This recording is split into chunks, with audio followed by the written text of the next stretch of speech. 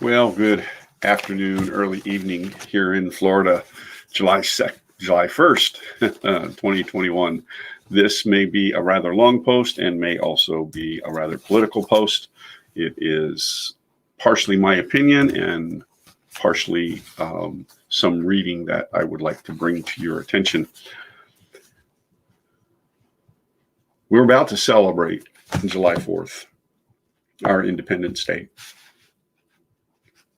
And I think we forget the sacrifice that folks made back then when they wrote the Declaration of Independence and when they fought against Great Britain. It took a lot of courage. It took a lot of guts. It took a lot of what many people today do not have. And that is a love of freedom. That is a love of this country. And this country was barely formed, yet these brave patriots loved this country from its inception. I'm going to read some excerpts, and I'm going to read them so that I can't be told that I'm misquoting or that I'm misreading. And you can find this in the National Archives. It's the text of the stone engraving of the parchment of the Declaration of Independence, which is displayed in the rotunda of the National Archives Museum. And any spelling, punctuation, and wording is that of the original text. So, in Congress, July 4th, 1776, the unanimous Declaration of the 13 United States of America. When in the course of human events, it becomes necessary for one people to dissolve the political bands which have connected them with another, and to assume among the powers of earth the separate and equal station to which the laws of nature and of nature's God entitled them, a decent respect to the opinions of mankind requires that they should declare the causes which impel them to the separation.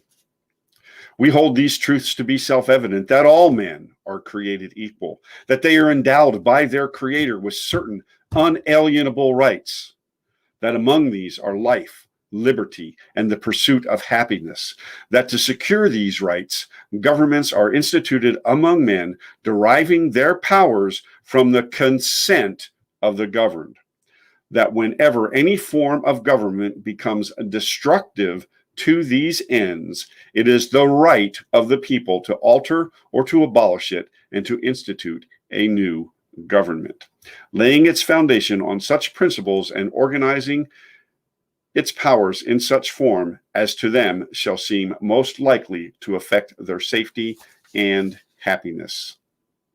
I'm telling you, that's the end of the quote. These guys were doing the unheard of.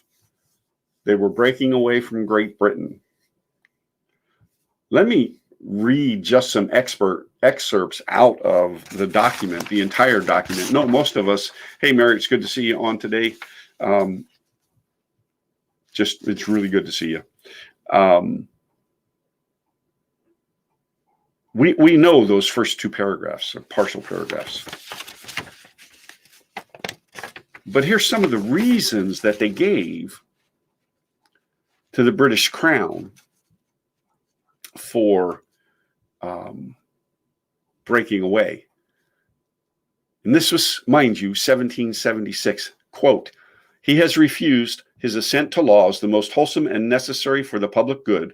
He has forbidden his governors to pass laws of immediate and pressing importance." End quote. Quote, "He has erected a multitude of new offices and sent hither swarms of officers to harass our people and eat out their substance." End quote. Anything sound familiar? For imposing taxes on us without our consent. Sound familiar? He has plundered our seas, ravaged our coasts, burnt our towns, and destroyed the lives of our people. This was 1776, end quote. 1776. Sound familiar? He has excited domestic insurrections amongst us, end quote. Sound familiar? Quote, a prince whose character is thus marked by every act which may define a tyrant is unfit to be the ruler of a free people. End quote.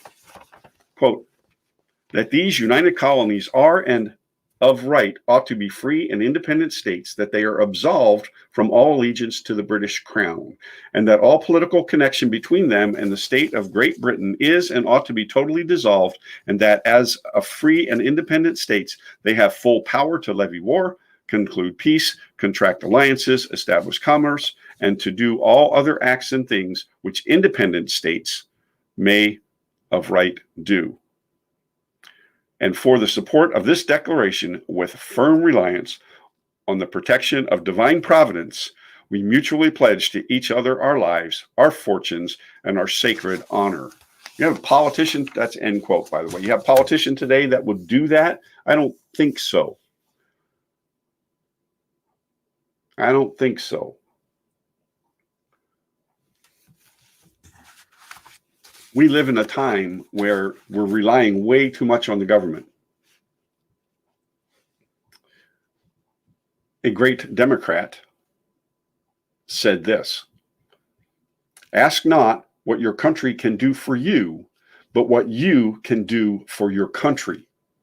A Democrat, John Fitzgerald Kennedy. A Democrat. Are you listening? Ask not what your country can do for you, but what you can do for your country.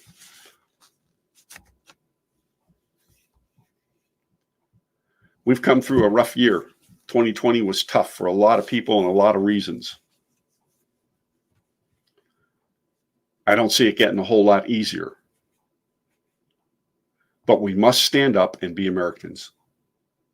We must stand up and be Americans. We must stand up and be Americans.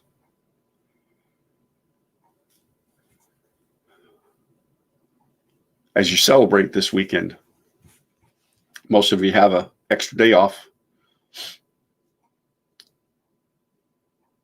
4th of July holiday, that's what you call it. It is Independence Day. And many young people died that we might have this freedom that we have.